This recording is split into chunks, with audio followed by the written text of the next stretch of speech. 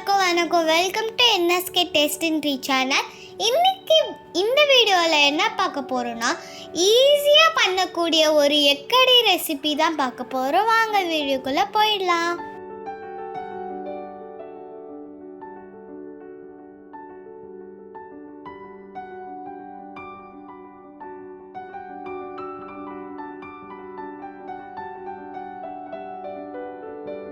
Boil பண்ண முட்டையை லைட்டாக இந்த மாதிரி கீறி விட்டுக்கோங்க. பேனை ஹீட் பண்ணி ஆயில் சேர்த்து chilli powder 1/2 teaspoon, turmeric powder 1/4 teaspoon, உப்பு கொஞ்சம் சேர்த்து நல்லா மிக்ஸ் பண்ணி பாயில் பண்ண முட்டையை சேர்த்துக்கோங்க.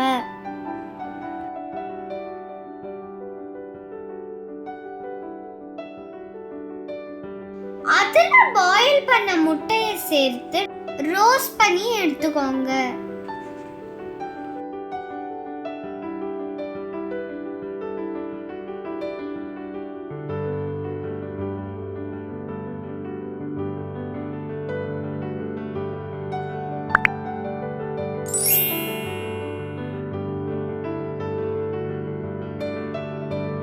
பேனை ஹீட் பண்ணி ஆயில் சேர்த்து சோம்பு 1 டீஸ்பூன் ஆட் பண்ணிக்கோங்க. நல்லா மிக்ஸ் பண்ணி பொடியாக நறுக்கிய பெரிய வெங்காயம் 3 சேர்த்து வதக்கிக்கோங்க.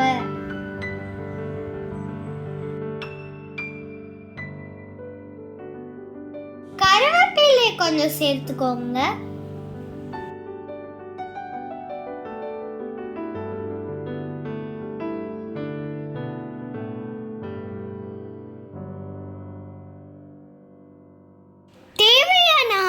உப்பு சேர்த்துக்கோங்க.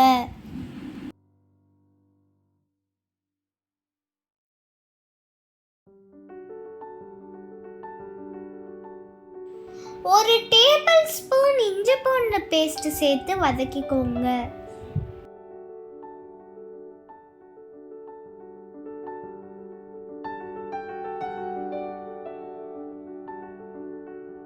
அடுத்து மசாலா பவுடர் சேர்த்துக்கலாம்.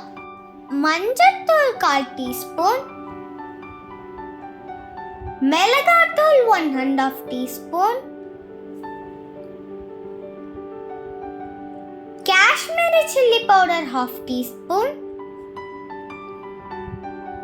கரம் மசாலா 1/2 டீஸ்பூன், தனியாத்தூள் 1 டீஸ்பூன் சேர்த்து வதக்கிக்கோங்க.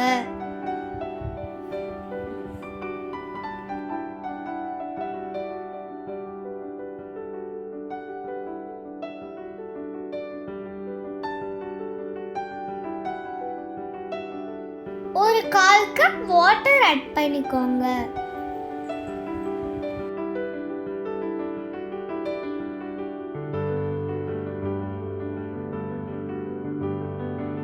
ஆயில் பிரிஞ்சு வர ஸ்டார்ட் ஆயிடுச்சு.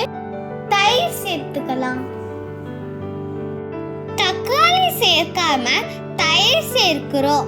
இதுதான் இந்த கிரேவிக்கு நல்ல டேஸ்ட் கொடுக்கும்.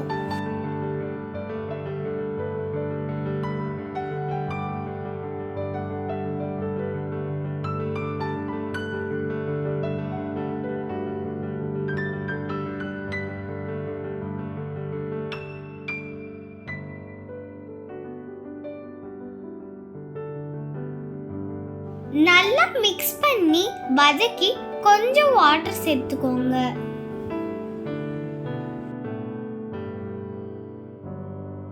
கிரேவியை நல்லா மிக்ஸ் பண்ணி ஒரு 3 மினிட்ஸ் கொதிக்க விடுங்க.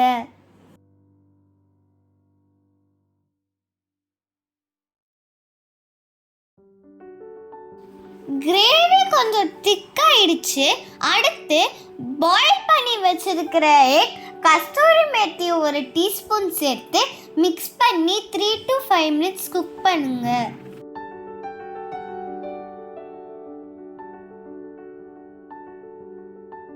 கொத்தமல்லி தழை சேர்த்துக்கோங்க.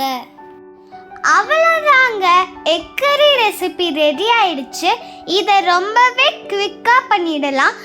இது தோசை சப்பாத்திக்கு ரொம்பவே நல்லா இருக்கும். நெக்ஸ்ட் வீடியோவில் பார்க்கலாம். பாய்.